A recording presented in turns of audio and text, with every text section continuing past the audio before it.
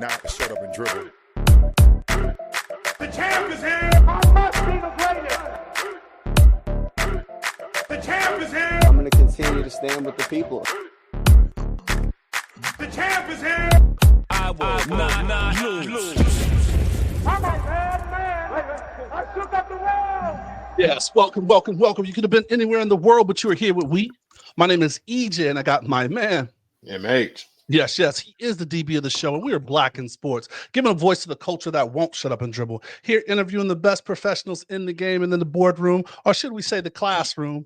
Here, talking about the best in the game, covering it all, laughing at all, while providing a platform to be heard. So you know how we do it, fans. We jump right into it. We got to welcome our guest. He's an HBCU alum, nationally recognized historian, educator, author, and a self-proclaimed NBA enthusiast, social commentator on MSNBC Daily, NPR, podcast, and radio. He does it all, asking the serious questions and having the serious discussions for the culture. He is currently an associate professor of history of global studies at Trinity Washington University here in DC. Please clap it up and welcome Joshua K. Wright, PhD. But we're going to call him Dr. Wright. Dr. Wright, welcome. Hey, we like to have a little fun with it. We got to bring you in, Doc. You know what I mean? That's the flavor of the show. How we start the show is we like to ask a shoot your shot question. We ask this of all of our guests, and it's just, shoot your shot. When you went for it all, you could have failed. Well, we call it learn a lesson, or just you could have won the chip. So tell us a shoot your shot moment in your career. Maybe it was, back in high school, where you shot at that one certain person. But yeah, give us a quick shoot your shot moment. Wow, shoot your shot. That's a good question. I remember some years back when, actually, you know what? So can I give you two examples? All right, let's go. Okay. So one example would have been early on when I was, trying to get published, and I was writing articles, and I had something I was working on, and I tried to get it published through ESPN. ESPN now, ESPN has what's called Anscape, which is their platform which focuses on like culture and Black issues and things of that nature. And at the time, it wasn't called Anscape yet. I think it was called The Undefeated. And I shot my shot. I went to the editor-in-chief of Undefeated, and I had this idea, which I thought was good, but he didn't think it was so hot at the time. But I mean, it's a learning experience. And, whenever you fail, and I always tell my students is if you fail at something, make sure you learn something from it. So I think that experience kind of helped me moving forward in terms of future publications and future opportunities. The other time I shot my shot, I was a graduate student at Howard University, and we had this idea where we wanted to create, we meaning was me and it was a group of other students, and we had this idea where we wanted to create the first hip hop major, right, in the country, right, and came up with this proposal as to why we thought there should be a hip hop major at a college campus, why Howard University should be the first school to do this. And I reached out to all of the major deans on campus at Howard, people from School of Business, School of Communications, the other schools on campus. And I was like, we need to have this big meeting. And we believe that hip hop can save the Black college. That's how we promoted it. It's like hip hop can save the Black college, right? Save Black education. Not that Black education needed saving. As I'm older now, and I'm looking back at it, but at the time it sounded good. So somehow, a meeting was held, and I'm sitting in this room with at least 5-6 deans from Howard making this pitch for 30 minutes to an hour. And needless to say, Howard did not create the first hip hop major. But here's the one thing though, and again, coming back to what I tell my students, if you fail, learn something and get something out of it. So while the proposal wasn't as strong as it could have been, right? Fast forward, like we get, national attention though, right? Because we end up from that meeting, we end up starting this annual spring conference on campus called the Hip Hop and Higher Education Symposium, and we got national coverage for that event, right? And while I was at Howard, this became like a thing, like that I would do every spring.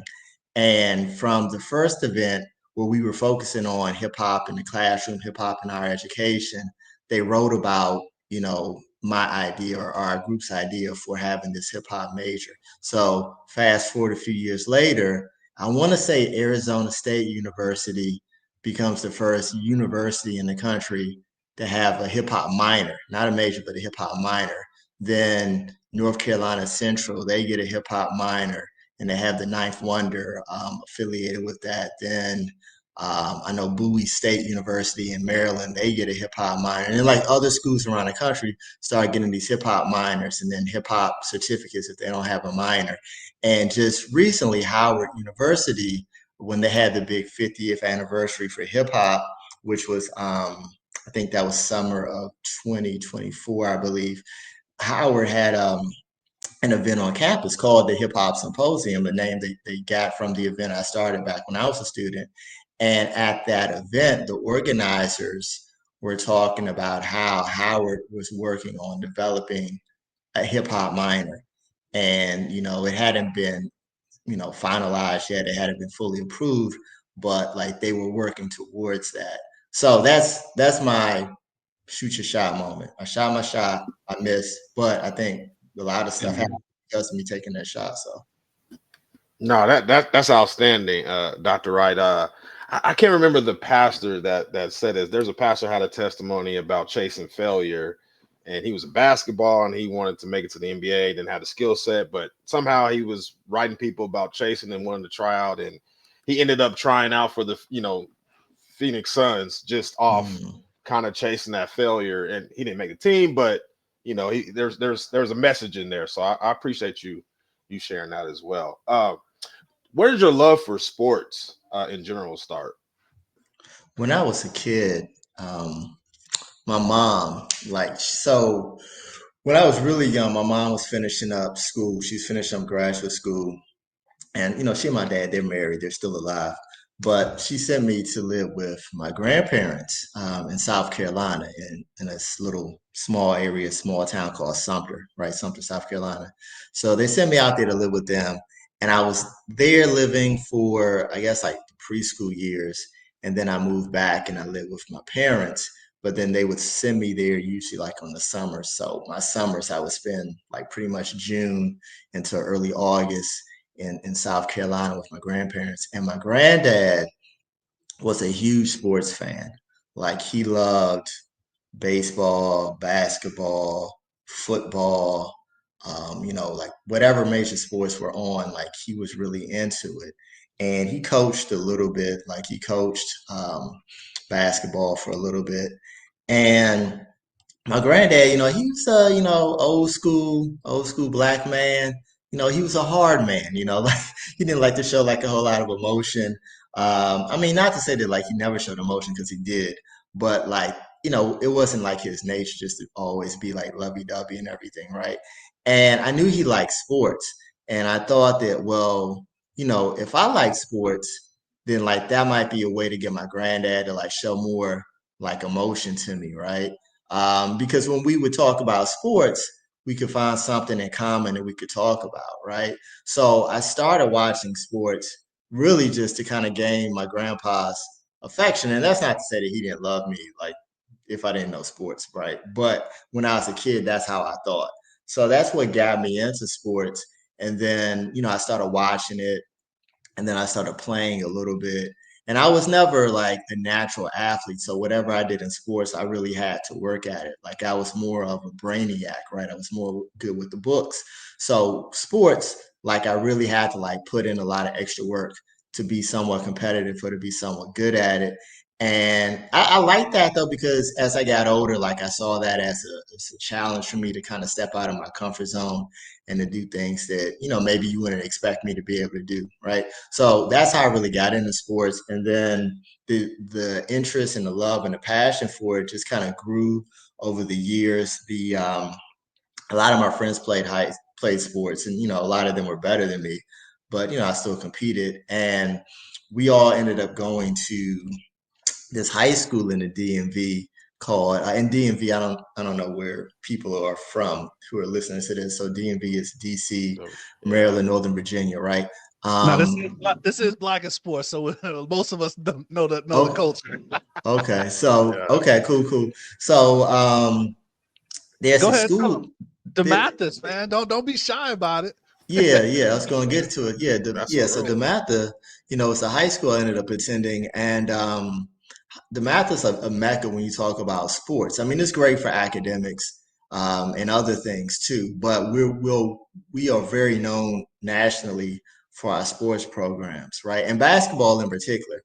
And like being at a school like the Matha, being there amongst kids who would go off to play D1, some kids who would even go off to play in the NFL and the NBA, like I was just in the sports culture all the time for my 4 years in high school. And that also really increased my love and my passion and my interest for sports. For sure. I Now, mean that. oh, go Oh, ahead, go man. ahead. Go ahead, EJ. No, the great the great James Brown. You know what I mean? There's one of my Yeah. favorites, Joseph Forte, who went to hmm North Carolina, was outstanding. So yeah, no, that was outstanding school for athletics. Go ahead, EJ. My bad, bro. And then I mean, just and piggybacking on that, MH man. The list, right? When you go to the Wikipedia of the Mathis, just talk about not only like basketball, definitely far and away, but football's right up there, and then hmm almost every sport. And then MH mentioned James Brown on the kind of announcing side, the sports announcer. So a definitely true legacy, Olympians and just all of that from the sports culture. But like you said, also that stressed education as well as education was stressed in your household. So kind of talk to me about like where that balance between sports and education, happened for you in, growing up. Well, yeah, like I said, I was always more book first before the athletics. So I come from a family where education's always been really key. I think I don't want to, I hate to use the word privilege because I know like it has negative connotations, but I think I am privileged in the sense of, like I had two parents who were college educated. My mom's side of the family or like her mom went to college and her father was able to go to college, and like that played a big part in my upbringing because they always stressed the importance of school, of doing well in school, of just like like you can't just rely on sports. You can't just rely on your way, being able to kind of like talk your way through things. Like you have to get that education, and that's going to prepare you to go out and get a good job and to get a good career. So that was always like first and foremost, and my parents, like, they're really not into sports like that. My dad, I mean, he watches it because he knows I like sports, and kind of like, with my granddad, where, I used to watch the sports so I could talk to him about it. It's kind of like that now with my dad, where he'll, follow sports to some extent. So, we had some things in common we could talk about. I mean, me and my dad could talk about a lot of different topics, but he knows that I'm into the sports, so he'll try to keep up with what the Commanders are doing. And my dad's so funny because during the Commanders football season, it was always like a big deal if he actually like sat and watched the whole game. But he tried to keep up with it. Like Jaden Daniels, the new quarterback, like he likes Jaden. My mom, she's not really into the sports like that, but I mean, she'll watch the Super Bowl when the Super Bowl comes on, and she knows names like LeBron and Kobe, and people like that, like the bigger names. But yeah, I mean, academics always came first before anything. In my family. Yeah. Love it. So I saw a PK. I'm a PK as well here. So what was your job? I had a few jobs in the the church. What was yours? What was your job? Oh man, that's funny. Yeah, so my dad, he was a pastor for I don't know the exact number of years. I know it was like 25 plus years. He was a pastor at different churches in the DMV, and also a professor of divinity for a little bit. at Howard University and also North Carolina State University. But in terms of my job at the church, I was in the choir. I can't sing, but I was in the choir when I was a little kid. My mom played the piano for some of the choirs. I was an acolyte, which are like the people who light the candles in the church. What else? What else? What else? We did stuff like vacation Bible school and Sunday school. As the PK, it's kind of like being the like Sasha and Malia almost, right? Where you like the president's kids, meaning that people expect, certain things from you, right? Because they hold your parent, your father, in my case, in such high regard at this place, being the church, so it's like people expected me to, behave a certain way, right? They expected me to do good in school. They expected me to come to church every Sunday and sit on the front row with my mom and be involved. And that's good. I think that's definitely good. I'm still active in the church. Now, my father's been retired for quite a while, but I'm still very active. I think when I was growing up, I went to church with my folks. And then when I went off to college, like a lot of young people, I want to say I drifted away because I know a lot of times young people grow up in the church and then they go to college and they just stop going completely. And then, it may be years before they ever return. That never was really the case with me. Like I didn't go because I didn't have like a church home. A lot of times when I was in college, I mean, there might have been a service happening on campus, but like I wasn't as frequently going then. And then after the college years, I started going more frequently and was able to find a church in DC that I started attending. And now, like I have a lot of roles at the church I'm at currently. Like I have a lot of a lot of roles. I'm in charge of the youth ushers. So I got little kids from about 9 years old up until 18 that I work with on the usher board. I'm on the men's dance team, even though I can't dance to save my life. We got a choreographer who works with us on that. Done like uh, we had this thing called Rites of Passage. They don't do it anymore, but it was like this, training program for boys, like high school age boys, teaching them about manhood. I did that for a couple of years. We had oratorical contest that the church would do every spring. And I was a coach where I would work with kids for these, contests where they would have to make speeches. And if you won, then you got scholarship money for college. So, I was able to coach like two of the winners and then like a second place finisher one year. And like currently, my biggest two roles, I oversee, there's this thing called Feast of Sharing that a local grocery store in the area called Safeway does. And they do it like a Safeway Salvation Army. And it's this big thing they do the day before Thanksgiving, where on a good year, you might have anywhere from like 3,000 to 5,000 people show up at the DC Convention Center. And it's homeless people, it's working poor families, it's senior citizens, and they come out there and they get the pre-Thanksgiving meal, but they also get coats because it's like a clothing drive, and they get some health screenings and things of that nature. So my church has been involved in this program since it got started like 20 plus years ago. And back in the day, I used to just volunteer. And then around COVID, I was asked to take a leadership role for the church. So that's something like I do. Like we meet from May up until Thanksgiving pretty much.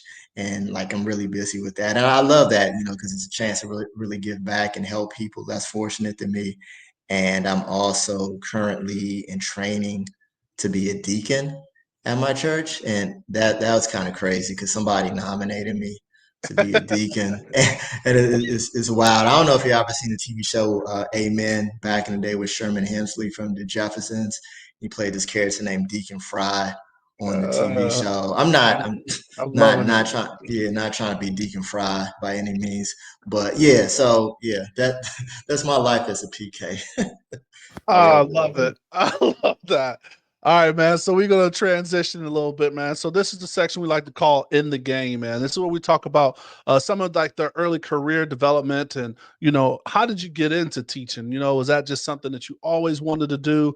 Was that something you learned as when you went to your graduate studies at Howard? Like, how did it become to say, what, like I have that gift where I want to kind of reach out and mold other people, and in that track.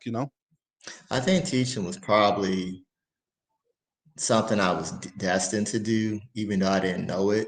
I think it was something that was probably in my blood. I mentioned that my dad taught for a little bit at divinity schools, right? And as a pastor, I mean, you are a teacher. It's not you're not a teacher in a classroom, but you're definitely a teacher because you have your flock, you have your students who are the people who go to your church and they come and they listen to you teach the word to them, right? Teach the Bible. So you have my dad, my grandmother, on my mom's mom, my maternal grandmother was an educator for many, many years, right? And, like, so you had that, coming from my grandmother. And there were like other people in my family who also were involved in education. So I think that eventually it was going to make its way to me. My mom was never a teacher, but she worked at Howard University for, again, like I'm not really good with some of these numbers, so I might be off, but I think it might have been like 30 years or something. She worked at Howard University at the library. She was the librarian at Founders Library. If you ever go to Howard and you're on the yard, there's the building with the big tower, right? That's Founders Library. So she was the librarian there. She was when she retired, she was the assistant director at the library. So she used to bring me up to Howard all the time when I was a little kid. Usually after school, she'd bring me up there and I would just do my homework there on campus. And then her brother, who passed when I was really young, was the chair of the zoology department at Howard. So, like, I always had these different connections to the classroom. So that's why I say I think that eventually it was, I was probably destined to become a teacher. People asked me growing up as a PK if I was going to be a pastor, and I always said no, I didn't have that calling. But I see teaching as kind of like a form of ministry or way to kind of like give back and help people. So coming out of college, well, did college grad school first, and then did a master's degree, and then we went to teaching. So I taught at the middle school level first, and that was short. That was a year. They had me doing fifth through eighth grade. It's like fifth grade homeroom, and then I had classes for like fifth through the eighth graders. And I did not like middle school. I'll be completely honest. I didn't like middle school. Um, I mean, God bless like all teachers at that level. It's hard because Right. you're dealing with because I don't have kids, and so I know like a parent who's hearing me talk right now might say, "Yep, yep, yep, yep." I got kids in that age group. I know what that's like. I don't, right? So I was dealing with these kids, 10 to 13, 14, and it's a weird age because in a sense, like, they act like babies, especially the younger ones, but then they want to be grown. And then, because of puberty and because of, you got kids in the eighth grade who start getting big, like, but they're eighth graders, so they're only 13 or 14. So they still may have like a really young mentality, but yet they're big and they want to act big. And it was just strange. And then, like you have attitude, like a lot of little girls have like their attitudes and everything. So I did, it's a lot of classroom behavior, classroom management. It's my first experience really, just having a classroom all to myself and, not having any type of mentor teacher in the room or anything like that. So it was challenging. No, I didn't enjoy it.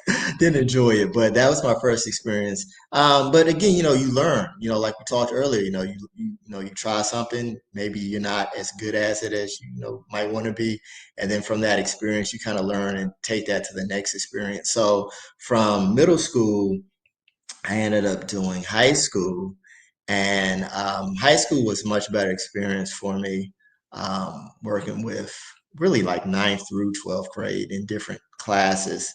And while I was at the high school, the first year I was there, one of my colleagues who was an older teacher told me about this opportunity where I could teach at the community college level, right, part time.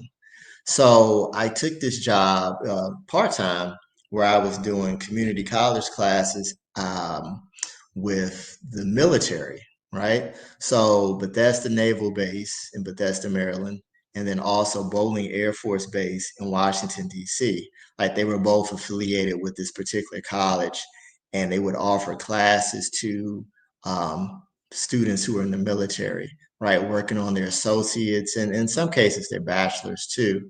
So I would teach at the high school during the day, and then usually like once or twice a week at night, I would drive out to one of those locations, right? Like either the naval base or the Air Force base.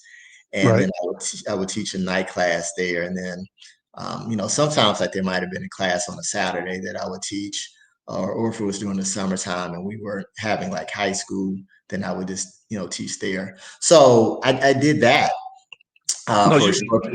Go you on. I'm sorry. definitely went through. No, I'm just saying you definitely went through like all the steps and phases to kind of get to where you're ultimately are.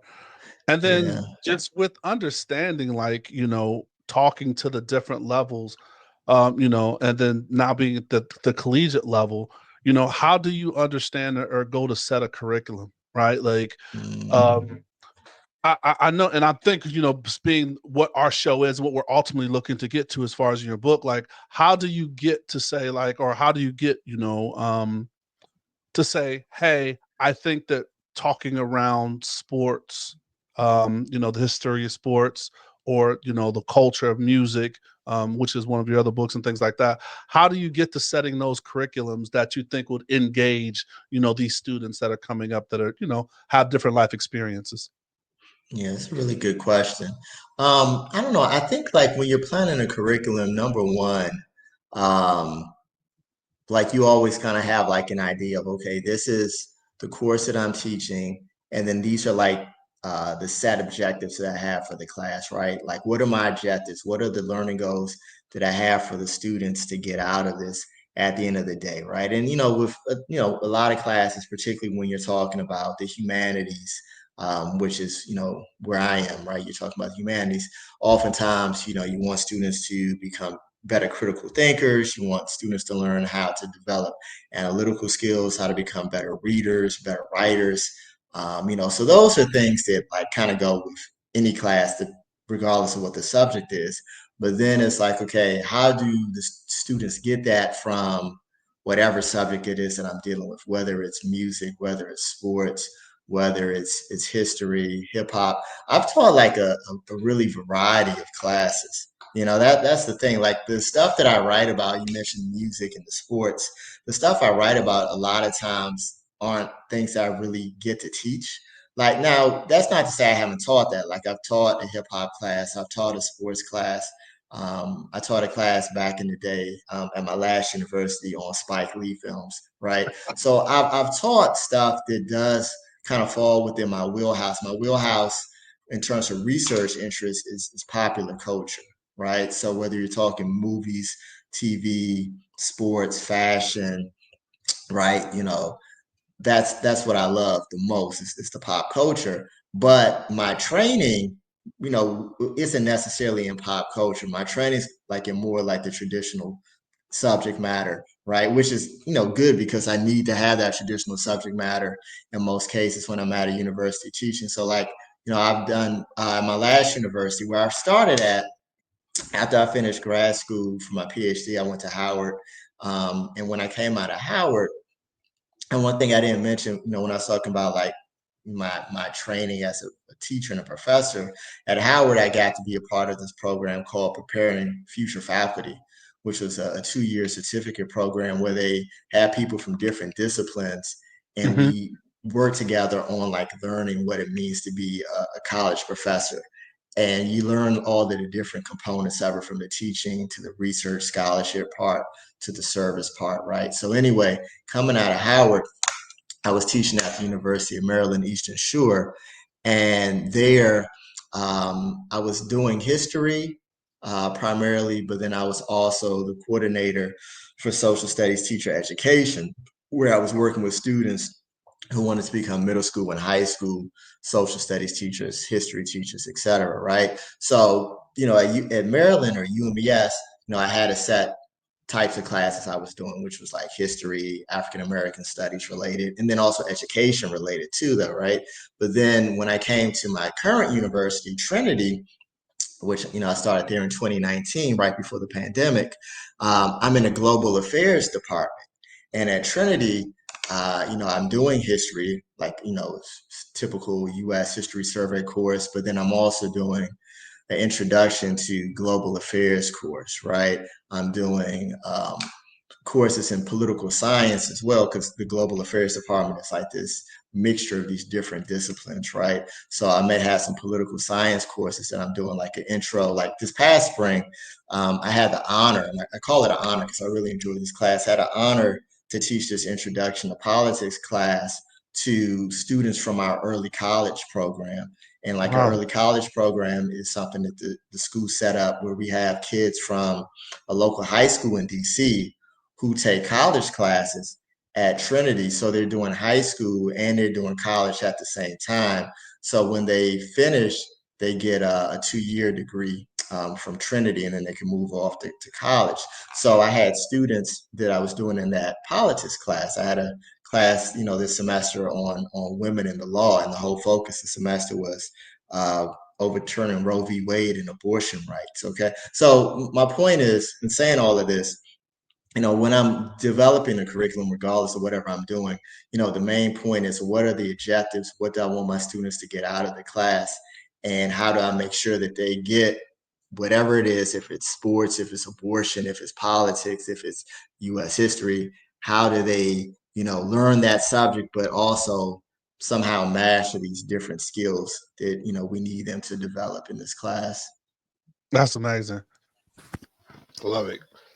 Dr. Wright, we're going to go to, we call this segment kind of 3 and out. These are just kind of quick questions for you, yes or no type things, so our listeners can kind of get to know you better. What is one of your nicknames? What are my nicknames? Josh. My best friend calls me Jay. Okay. He always calls me Jay, and it's simple because it's like Joshua J. But I like that nickname because my favorite rapper is Jay-Z. And if you know Jay-Z, people call him Jay. So I was like, hey, call me Jay. So I got you. A night in or a night out? Night in now. Back in the day, I used to, like the kids say, I used to like to be outside. I still like to be outside sometimes, like especially when the weather is nice. But night in's cool. Okay, Netflix or Hulu? I think there's only one right answer to this one. I'm gonna say Netflix. Netflix. We are correct. Hey, but Hulu did have a Wu-Tang special though. Yeah, they did. Would you rather owe money or owe a favor?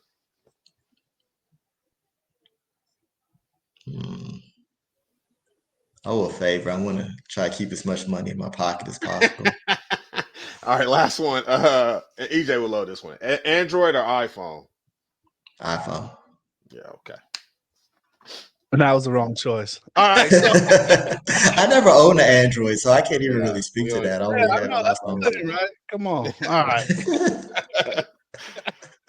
All right, so hey, this is definitely the great awesome part that we love about our show. This is called the Winner's Circle, and this is when we get to talk about what you have going on, what you're promoting, what's next. And we're excited to kind of talk about this. We're going to talk about your new book. But I figured before we jump into that, just because you say you're author, you're a multiple published author. So I want to just spend a little time on the 2 earlier books just to talk about them really brief, but then, come back into, why we're here today. But yeah, if you could, what was the genesis of your first 2 books, right? Like, so you wrote and you spoke about how this is more your passion outside of what you're teaching at some points. Yeah. But the Empire and the Wake Up, Mr. West. I love that title. So, Yeah. give us a genesis or why those two books early on. Yeah, so with the Empire one, that actually came out of my dissertation when I was at Howard. I did this dissertation called Bad Man, and was looking at Black outlaws and looked at the outlaw stagger league from like Black folklore and the blues, and looked at the Black outlaw figure in Black exploitation films like Superfly and The Mac from the 1970s, and then also like more recent depictions of the Black outlaw and the bad man in hip hop music, and also in like recent shows such as well, they're not recent now, but at the time they were recent, The Wire, which used to come on HBO, right? So when I was trying to come up with the idea for the very first book, there was something, I can't remember exactly what it was, but like there's a chapter in that Empire book which talks about the bad man, and it looks at the Lucius Lyon character that Terrence Howard played in the show. And it's so funny because like we got this Diddy trial happening right now. And there's a lot of parallels between like some of this Diddy stuff and like the depictions of Lucius on Empire, back when it's on, right? Like Lucius was this former drug dealer. Diddy, wasn't a drug dealer, but Lucius was this former drug dealer who becomes a businessman and a music mogul, but he's involved in all of this shady stuff, and like the feds get involved in all of this stuff, and you got people's cars getting blown up, and like I saw Kid Cudi, testifying last week about Diddy possibly blowing up his car with Cassie. So anyway, I think that's kind of interesting, but yeah, there was a chapter where I was talking about that, and the publisher really liked that. And like Empire was kind of like, the new hot show at the time. And, Empire did a lot. Like people kind of forget how significant Empire was when it first came on, because I think the creator of the show, Lee Daniel, I think like he just kind of just was like maybe feeling himself a little too much after the success of season one. And I think they kind of took their eye off the ball a little bit. So the later seasons of the show weren't as impactful as that first season, but that first season was really, really impactful. So anyway, the publishers, they liked the idea for doing a book on Empire. And then that led me to do this book on Empire. And in the book, I looked at like different things. So I had the one chapter about Lucius and that Black outlaw, but there's another chapter in there where it looked at depictions of the Black family and how Empire gives you this depiction of the Black family and what that looked like in comparison to past depictions on TV, whether you want to go back to the Jeffersons and Good Times, to like, the Cosby Show and Fresh Prince of Bel-Air, to, get into like Empire. And then like Blackish, I think, was starting around that same time, right? And then there were some other topics in the book that I dealt with, like gay homosexuality, gay men was like a big topic in Empire. And like when Empire came out, like you didn't really see that on TV. Like now, like almost every show has that, especially Black shows, right? But at that time, like nobody was really, I don't want to say nobody because that's not correct, but that just was really taboo still in 2015 when Empire started. So there was like a whole chapter where I got into that. So anyway, that was the Empire book. With the next book, Kanye West, that came about because, well, I've been doing those hip hop symposiums at Howard when I was a student there, and then I started the hip hop class. I helped to start the hip hop class at Howard. It was an undergrad class, and then there was also a graduate level class, a graduate seminar that started at Howard too. I was a student there, so I had some indirect roles in both of those classes getting launched. And then when I say UMES, I had my hip hop class. So I had the interest in hip hop, but we did. I'm trying to remember how this whole Kanye came about. This is what it was. There was a like I want to say it was like something that the Howard Chapel did, where they were talking about hip hop in the church, and I think I did some type of presentation. Michael Eric Dyson was there, and I was there too. And I did a presentation, I think it was dealing with Kanye, because Kanye had Jesus Walks, and that was like a real big thing when he first came out. And I think that was my first time dealing with Kanye. But there was a sister who I met during that event, and we ended up connecting, and she put together this panel maybe like a year or two later at this academic conference out in Boston, and the panel was on like Kanye West's work. Because again, Kanye is still a relatively new artist at that time, right? And like the way people view Kendrick now, right, where he's like this deep artist who's like saying stuff for the people and the culture, but he's also got the bops for the commercial hits and all of that. That's how Kanye was at that time, and Kanye was really respected. So we did this panel about Kanye West, and from that panel, eventually, me, the sister who put the panel together, and one of the other sisters who I met on that panel came together, and we pitched an idea for this journal of hip hop studies, and we had this special issue that we got to edit for them, which was devoted to looking at Kanye West. So those are like my early entries into dealing with Kanye, and because like when the stuff about the TMZ and Black was slavery's a choice and like all of that stuff, when Kanye really started wilding out back in 2016, when all of that was happening, I was interested because I had already been doing some work on Kanye to begin with. And a lot of the arguments and discussions I was hearing like really just came across as stale to me, because I was hearing people saying the same thing over and over. And I also felt like a lot of the conversations weren't really getting that deep. Now, I mean, I'm sure like there were scholars and professors who were having deeper conversations in their classrooms, but the public stuff that you were hearing on the radio and the podcast just to me wasn't all that deep. And I felt like I had something that I wanted to say about Kanye West. And that's what led me to write the book, the Wake Up Mr. West book that came out in, I think it was 2022 when the book came out. Love it. No, and there's so many things that we could go from both of those books. Definitely. Right? Praying for Kanye. Yeah, pray for Mr. West, because he's in a dark place right now. So we gotta pray for him. Yeah. So we definitely going to continue to lift him up in prayers. But it is so much, right? And I think and even for the first book, Empire, when you talk about the music culture, there's a lot of that kind of going with sinners right now, right? Like they're talking about that relationship with, what we have with our faith. Then you talk about secular music, and then like how that story is of like that person being a bad person. So it's good. So, just because we're talking about the new book, don't mean you can't go pick up the other two books, and they're out there too.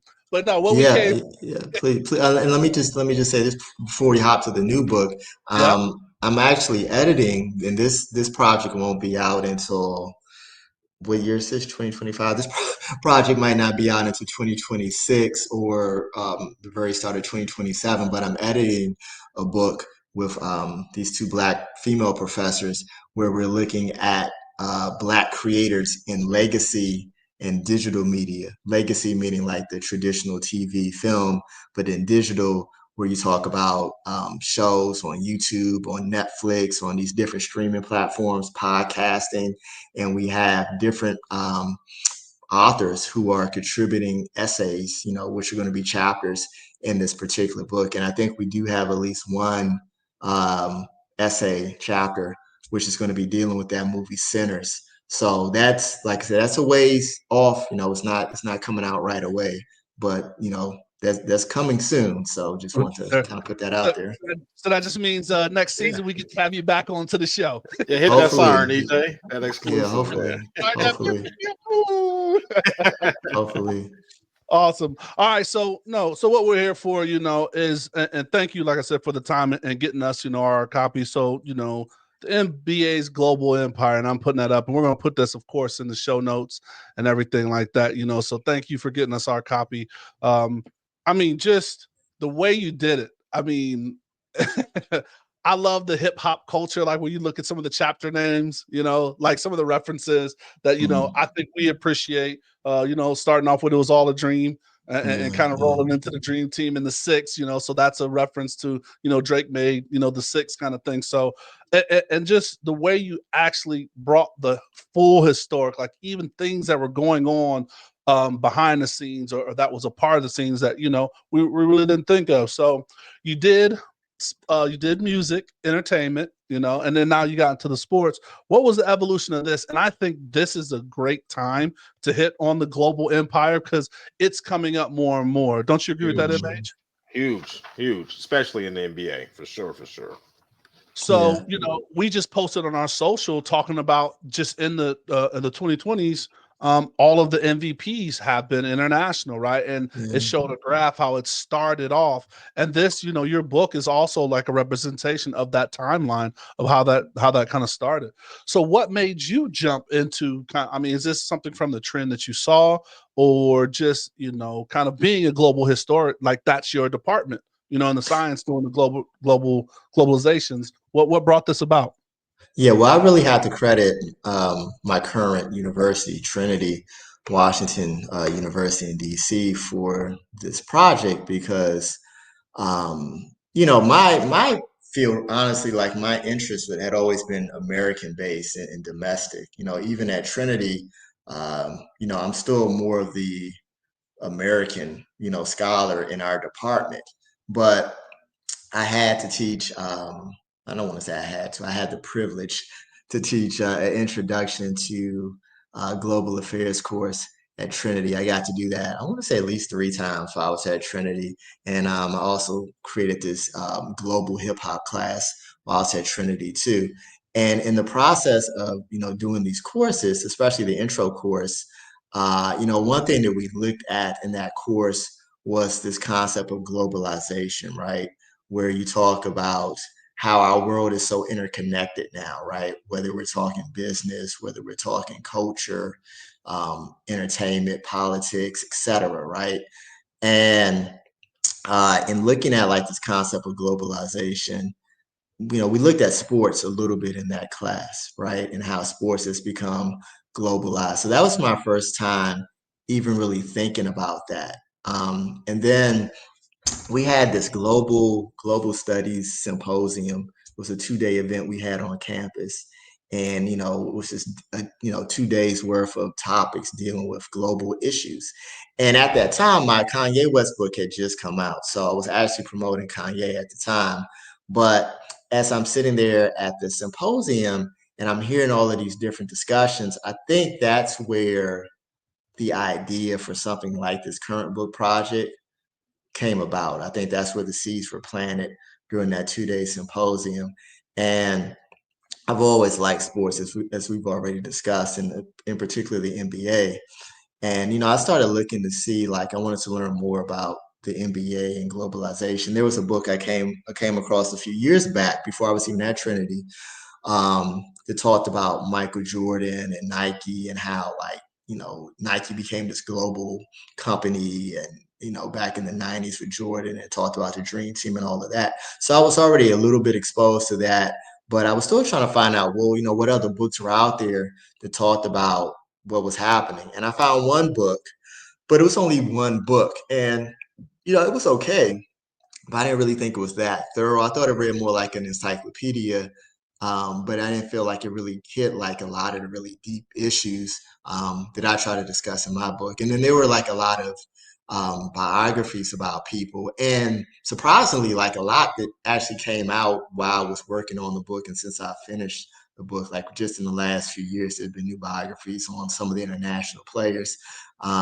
But there wasn't really like this one study they really kind of like hit all these different issues. You had to get a book on the Dream Team. You had to go get a book on Akeem Olajuwon. You know what I mean? Like you couldn't just kind of get it all in one particular book. So that's what really inspired me to go on and work on that project.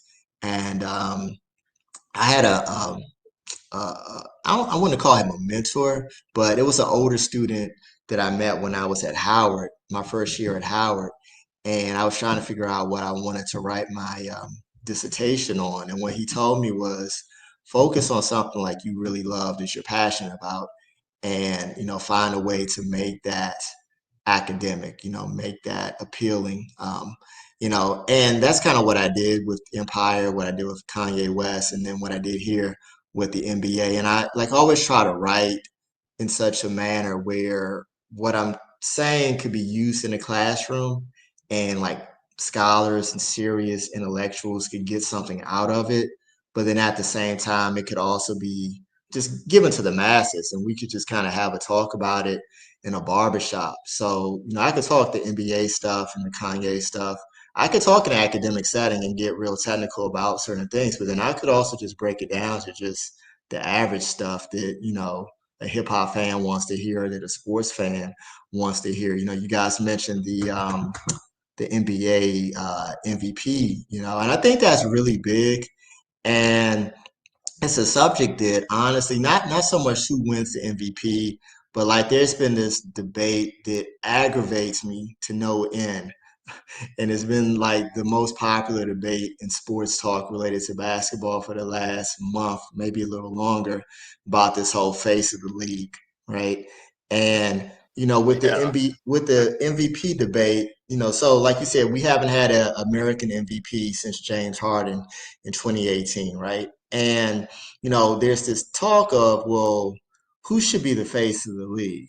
Now, we just said all these people since James Harden have been winning the MVP. If you win the MVP, most valuable player, that means that you are the best player in the league, or at least the most valuable player in the league for said year, right? So you have Jokic, Nikola Jokic, you got Giannis Antetokounmpo, you got the current MVP, Shea Gilgeous-Alexander, you had Joel Embiid, right? You know what I mean? You have all of these people. Luka Doncic has not won MVP yet, but he's always in the race for it, right? All of these people who could be the face of the league, meaning like when LeBron James, who's 40, or Steph Curry, who's 37, when they retire, you need somebody to take the torch and be the standard bearer for the NBA, the person that people think of when they think of the NBA, the same way Michael Jordan and Kobe Bryant were in the past, right? We have all of these international stars who could be that, right? Victor Wembanyama, the rookie who came from France a year ago, right? But if you listen to the debate shows on ESPN, on some of these other networks, like there's this constant push. And I don't really get into it super heavy in the book because at the time the debate wasn't as hot as it is right now. But like there's a article I'm working on right now where I do talk about this in a little more detail, but like there's this push from people in the media for it to be an American. Like Stephen A. Smith, I swear, I think Anthony Edwards must be his long lost child because he's been like pumping Anthony Edwards like for the long. I mean, it's almost like he has like he's investing in him like he's a stock. Like he just has been pumping Anthony Edwards to be the face of the league, and I get it. Like I hear these people say, well, he's charismatic, he plays like Michael Jordan, he has a certain swag, et cetera, et cetera. But and that's true. Like Anthony does have those things, but you have like foreign players now who are just as good. If we're talking purely talent on the court and not the marketing off the court, and I know that's important, like you have guys who are just as talented, like SGA, Shea Gilgeous-Alexander, has been giving it to Anthony Edwards in this current playoffs series right now with Oklahoma City and Minnesota. And like the boy dropped 40, 10, and 9 the other day to Anthony Edwards 16. And I'm just Uh-huh. like, yo, like this dude is good. Like SGA is really good. SGA has swag. He's calm. He's quiet. He doesn't say a lot, but he's still like really good. Like why can't he be the face of the league? But like there's this push where it's got to be an American, and it's got to be Anthony Edwards. It's got to be maybe Halliburton from Indiana. Tatum, I think, could be the face of the league, but they don't like Tatum because he's not charismatic enough. But Right. I mean, it's really aggravating. And with Cooper Flag coming in, Yeah. that to me is going to be really interesting because I like Cooper to me. Cooper Flag is the white future Great White rookie. Hope. Yeah. Right, coming out of Oh, Duke University, and I really think that you could kind of see a Caitlin Clark effect with Cooper in the NBA, where because the NBA, people have been criticizing the NBA for a while because they think the players are too entitled. They don't think they play hard enough. I always think that you have some folks who think the NBA is too black. But even with the international players, like the best white players in the league are foreign. They're European in most cases, some from Australia. And, those players, those European white players, I don't think resonate with the masses the way an American born white player does. Like, that's Right. why, And Caitlin Doc, is so big and in the Doc, WNBA. Huh? I'm sorry. all that seems like chapter 4. The Joker, because it's so funny that Yeah. everything that you're bringing on. It's funny that like in the 80s, you reference this, basketball was too black, right? And it was going Yeah. out, it was leaving, right? And then you talk about the Magic and Bird, and there's like the Caitlin Clark versus Angel Reese. They're attempting to promote that kind of situation, and then it's like, okay, I like the way you quoted. You said unintentionally went after the European players to get the white, to kind of balance out, basketball being too black. And that's that's a great kind of conversation that's definitely happening right now. And then I think those are the kind of topics that you're talking about in this chapter. And just even part of the also globalization is it talks how it started with the European, and then we saw the push with Asian players with like the Yao Ming, and then it came to the African with Keem Olajuwon and things like that. And you start talking about the BOL, right? So Yeah. the African Ball League, and like how that's being maybe the next generational push that we're seeing in that, and hopefully that kind of continues to grow. Like I said, you did a great job picking out all the different subsets. I did want to, MH, was there like a certain chapter, a certain part that you wanted to kind of push out in the book? I think my part was, and I'm a huge NBA fan for a lot of different reasons. And to your point, Dr. Wright, you mentioned that you had to pick up a book about the Dream Team and its effect on how global basketball is. But in this book, there's parts of the entire. You get everything in one. And I especially love how you tie Kobe, Mutombo, Victor Wembanyama. There's a lot of layers there to how the NBA has developed that I don't think it's all put into one book like it is here. So mainly for me, it was just kudos on to how you put everything together to make it outstanding. I appreciate that. Thank you so much. And then also just we see the first international team that they kind of really worked on, right? So having Canada had the 2 teams, and they lost one, and then the Raptors actually bringing home a title, and then what that means and how basketball has done so much to grow the game to where it was the second behind soccer, of course, but it's just that so much we compete for the global eyeball. So it's going to be interesting to see how you did everything and put it in one space for the book, but now putting into that digital culture that with the essays that you guys are working on right now, or where are people and how are people kind of consuming that. I just think it's important, and I think it's a great read for the way you put all of this in one area. If it's something that you would want someone to get out of this book, what was one of the main nuggets? Like if you're teaching a class, or you're attempting to sell a book, what's one thing that you would want for people to get out of this book?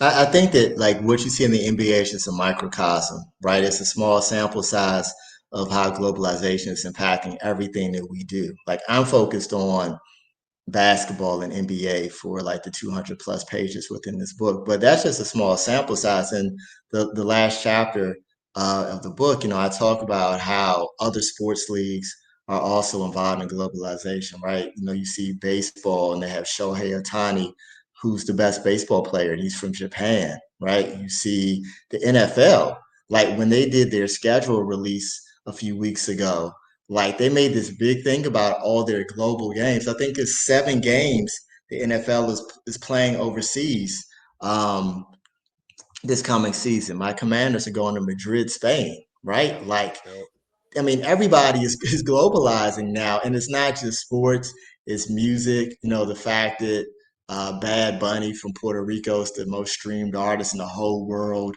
the fact that Drake is one of the most streamed artists in the whole world, that's globalization, right? I mean, we talk about, I mean, I don't want to get into politics, but if you watch the news and you hear about Trump's tariffs, you know what I mean? Like we're talking about business and that's globalization, like what's happening in those other countries is impacting how much we're paying for goods here in the United States, right? So I think that's what I want readers to understand that, yeah, I am just talking sports, but like this is just a sample of how this thing called globalization is really impacting every aspect of our life and what we're doing. And I think we heard in the interview because, like, you have your podcast and you're on the radio and as a correspondent for other media outlets that you get to speak with.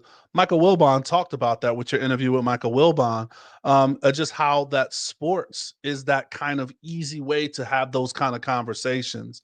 And I think it's always been that, like, it's we're more prevalent to see it now. But sports is one of those places where we can kind of say, hey, let's have this conversation and show you how it's affecting in a common thing being sports, right? But it's showing you like life lessons and things like that. So it's awesome that you're kind of sharing that. Image, did you have anything else where we kind of jump with the assist? No, you good. You got it. Awesome. So this is a part of the show we like to call the assist, and we do have scrolling down at the bottom, and we're going to put this in the show notes. So please make sure you go pick up the book. It's the NBA's Global Empire: How the League's Become an International Powerhouse by Dr. Joshua K. Wright. So we'll definitely put that in the scrolling. You can get that at Amazon, Walmart, or anywhere you read books, right? So we'll put that in the show notes to get that out to you. But this is a part of the show we like to call the assist doc. This is words to live by, maybe your life's philosophy or something that you would tell your younger self. So this is maybe just a quote, something that you would like to share with the audience. That's good. That's a good question. When I was a kid, and my parents used to take me to school, and I remember my parents used to tell me when they would drop me off. I was really young. It's like elementary school. They would drop me off, and they would say, "Remember who you are," right? And I think that's like really important. I didn't really get it at the time because I was 5 or 6, but like now looking back, like it's so significant. It sounds simple, right? Remember who you are, but it's so significant, right? Like remember who you are. Remember, you know, we talked earlier about my family background and like the people who kind of shaped my life. And I talked about my parents and my grandparents, but for other people, maybe you didn't have your parents with you, but maybe you had coaches or you had mentors or different people in your life who kind of, helped raise you and they taught you. And they kind of like helped put you on the path of life that you eventually ended up going on, right? I think that's important because as we grow, life is going to be ups and downs. It's going to be good times. It's going to be bad times. But no matter what, when life's not always going to be linear, right? You don't always take a linear path. You know what I mean? But no matter what, it's like remember who you are. Remember like where you come from. Remember what you're about. Remember that foundation. Hopefully, it was a strong foundation that was instilled upon you, at a young age, and just kind of remember that as you're going through. Um, and I think that's important. I think that's something that I always remember, like I kind of take with me. Like just remember who I am when I step in front of a classroom with my students, whether I'm doing something for, one of those national outlets that we talked about, if I'm speaking on a book, if I'm doing something in the community, it's always kind of like, remember who I am. Remember, I represent, my parents, I represent my grandparents, I represent that community, I represent those people who believed in me. And, that, it's helped me. Absolutely. All right. So I definitely want to do this. We've done this for others. Give us that 30-second sales pitch why our listeners need to pick up your newest book, The NBA's Global Empire. So go ahead and give us that 30-second sales pitch. You need to pick this book up because it's a great read. It's a fun read. If you like sports, you're going to learn a lot about basketball, Michael Jordan, Kobe Bryant, LeBron, Allen Iverson. It's all in there. But you also need to pick this book up because the NBA is the second most popular sport, or basketball, I should say, is the second most popular sport in the entire world. And this book helps to explain why it is so popular and why basketball is not going anywhere anytime soon. People who say the NBA is dying, they're misinforming you. It's here to stay, and the book tells you why. Boom. I love it. Hey, MH, go ahead and give us final thoughts, MH. Oh, Dr. Wright, man, just to really appreciate your time, especially being on the East Coast. East Coast while we're, recording this, and want to give you your flowers for all the great work that you've done for the culture, as an educator, as a writer, as somebody that's in the community. I think you're living on the ministry for sure. So just really appreciate you doing your thing, Coach, and coaching us up tonight. So appreciate it. I appreciate you guys. Thank you all so much. And, congratulations on all the success and everything you all have been doing, on this platform over these last few years. And I definitely hope to come back when we get that next book project. And hopefully the two sisters who are working on that project with me will be able to join me for that discussion. Oh, man, book it. We love to hear that. That's awesome. Love it. All right. Well, hey, thank you again. Dr. Wright, we appreciate your time. And like I said, I echo everything that he said, and like even the other places, right? Leading our future with the educational things, the woke podcast that you're doing, the collaborations that you're doing, because with this current administration and things like that, our history is being covered, stripped, not funded, all of those things. So you're one of the ones that's kind of making sure that history about what we do and what we push forward, because Black history is American history. And, so just, we want to continue to give you your flowers for that. We want to also thank the people for listening. I want to thank Ivan. Thanks for setting this up for us all to be here today. And just remember, we hope you enjoyed the show. We drop a new show every Thursday, so you can catch that wherever you listen to podcasts. But we're here on YouTube, so please subscribe to the channel, because visual representation matters. If you see it, you can be it. And as we always say, as we leave you today, please stay safe, practice gratitude, and know we're rooting for you. Screaming, all us blacks got is sports and entertainment until we even.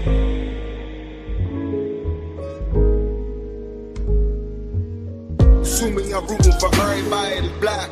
Yeah. Yeah. Assuming I'm rooting for everybody that's black. Look. Assuming I'm rooting for everybody that's black. Spent about 2 racks on handmade new rags. Assuming I'm rooting for everybody that's black. That's everybody from sports to college class to rap.